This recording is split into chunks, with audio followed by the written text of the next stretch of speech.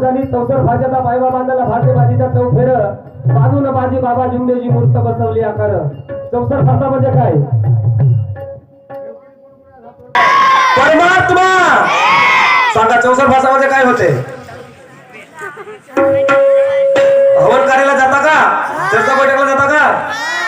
जाताना मग माहित कौशल तुम्हाला तर सांगा ना लवकर चौसर भाषा म्हणजे काय होते चौसर भाषामध्ये आता इथून हवन करायला सुरुवात झाली चौसर भाषा म्हणजे आपल्या घरी स्टाईल असो किंवा फरची असेल किंवा सारवण करतो त्या ठिकाणी आपण पुसून काढतो किंवा सारवून घेतो आणि त्या ठिकाणी रांगोळी भरतो आणि त्याच्या